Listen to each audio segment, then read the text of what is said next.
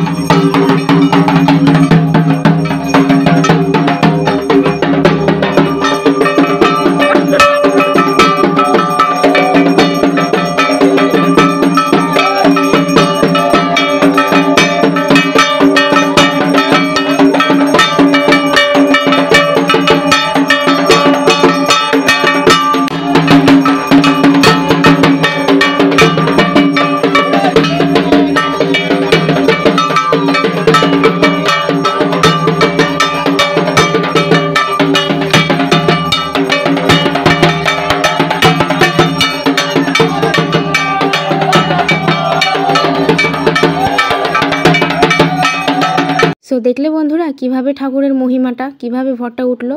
তো পরের দিন সকাল কিন্তু হয়ে গেছে, মানে ওটা আগের দিন রাত্রেবেলার ভিডিও ছিল। আজকে হলো সোমবার, নীল ষষ্ঠীর পরের দিন। তো আজকে গাছের গোড়ায় জল দিয়ে উপোস ভঙ্গ করতে হয়। তো আমি কিন্তু সকাল সকাল পুজো টুজো দিয়ে নিয়েছি। আর আমার তো উপোস ভঙ্গ রাতেই হয়ে গেছিলো। তো মা যেহেতু ষষ্ঠী করেছিল, তো মাকে এবার জল দিতে যেতে হবে মন্দিরে। তো মা দেখো চলে এসেছে মন্দিরে, এবার বাবার মাথায় মা জল ঢেলে নেবে। আমাদের তো আজকের দিনে জল দিতে নেই, এটা তো মায়েদের ষষ্ঠী, ওই জন্য সমস্ত মায়েরাই আজকে ষষ্ঠী করে। তো মা এখানে পুজো করতে বসে পড়েছে। আর আমাদের এখানে ঠাকুর কত সুন্দরভাবে সাজানো হয়েছে, দেখেছো? কত ফুল পড়েছে, কত ফল পড়েছে। সবই আজকের দিনটাই লাস্ট, তারপরে আবার যা ফাঁকা মন্দির তাই কিন্তু হয়ে যাবে সেই দুর্গা পুজো, তাছাড়া আর কোনো অনুষ্ঠান নেই। বাড়ির পাশে এরকম অনুষ্ঠান হলে বেশ ভালোই লাগে। তো মা দেখো এখানে বাবার মাথায় জল ঢেলে নিল। তারপরে মা যাবে গাছটা পুঁতে, তারপরে কদম গাছে জল দিয়ে তারপরে বাড়িতে যাবো। সো গাইজ, এবার চলে এসেছে মা বাঁশ গাছে জল দিতে। আর আজকের দিনে যেহেতু ছাতু দিয়ে পুজো দিতে হয়, মানে প্রসাদে ছাতু আর ছোলা এগুলো দিতে হয়, ডাল, তো সেগুলো মা নিয়ে এসেছিলো। জবের ছাতু ছোলার ছাতু মিক্স করে দিতে হয়, তো সেটাই মা এনেছিল মাখিয়ে। তো সেগুলো মা এবার দিয়ে দিচ্ছে বাঁশ গাছে। পুজো তো হয়ে গেছে। আর ওখানে আমার ছর্দি দাঁড়িয়েছিল, মানে দিদা হয় অ্যাকচুয়ালি, অল্প বয়স, তো ওই জন্য ছর্দি বলে ডাকি। তো ওই দিদার কিন্তু সকালবেলাতে সব হয়ে গেছে, এবার আমার মা পুজো করছে।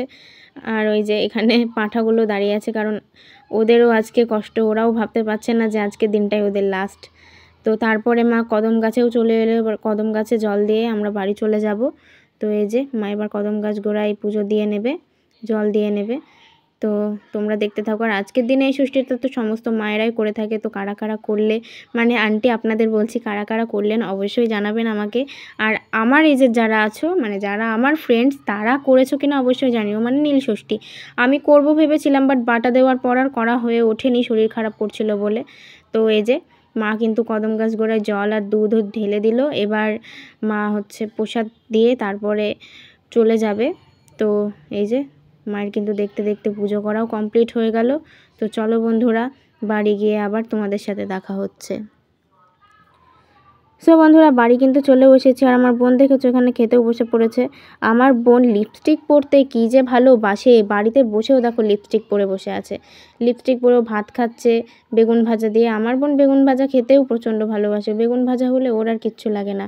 আর এখানে মা করছিল আলু চচ্চড়ি, যেটা আমার ফেভারিট তরকারি। আর আজকে তো সোমবার, এমনিতেও বাড়িতে নিরামিষ আর ষষ্ঠী, কোনো পাড়াতেই আজকে আমিষ উঠবে না, আর বাড়ির পাশে পুজো বলে কথা, আমিষ তো উঠবেই না।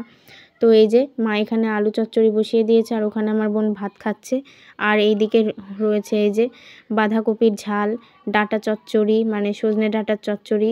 আজকে সব তরকারিগুলো খুবই সুন্দর খেতে হয়েছিল, এত সুন্দর খেতে হয়েছিল গাইস, তোমাদের কি বলবো, তোমরা না আসলে বুঝতে পারবে না আমাদের বাড়িতে, মানে তোমরা না খেলে বুঝতেই পারবে না কতটা সুন্দর রান্না হয়েছিল। তো এই যে বেগুন ভাজা হয়েছে আর ভাত, তো দেখে নাও। সো গাইস তারপরে দেখো সমস্ত কাজবাজও কিন্তু হয়ে গেছে, আর আজকে রয়েছে আমার 1টা থেকে পরীক্ষা, সরি পরীক্ষা না টিউশন রয়েছে। তো পরীক্ষা করে না পরীক্ষাটাই এখন বেরিয়ে যায়, কি বলবো বলো তো, অভ্যাস হয়ে গেছে। তো এই যে মা কিন্তু আজকে সমস্ত কাজ একা হাতে করেছে, যেহেতু 1টা থেকে পড়া আমি পড়তে চলে গিয়েছিলাম। আর সারা রাত জেগে তো আজকে সকালে কটার সময় ঘুম থেকে উঠেছি জানো গাইজ, আজকে না 10:30টার সময় ঘুম থেকে উঠেছি, ভাবা যায়। তাও মা কিছু বলেনি, যেহেতু মায়েরও রাত জাগা, মা সকালবেলাতেই উঠে পড়েছে, কিন্তু আমি 10:30টার সময় উঠেছি। উঠে আবার 11টার মধ্যে পুজো টুজো করে খেয়ে দিয়ে 12:30টার দিকে পড়তে গেছি, মানে একটু আগেই গেছি। তো সমস্ত কাজও হয়ে গেছে, দেখো রান্নাঘরে বাসন টাসন মাজা, ঘর গোছানো, ঘর মোছা সবই। আজকের ভিডিও অবশ্যই জানিও, আশা করি খুব ভালো লেগেছে। দেখ আর কালকে তো শুভ নববর্ষ, কালকের ভিডিওটা আরও স্পেশাল হতে চলেছে।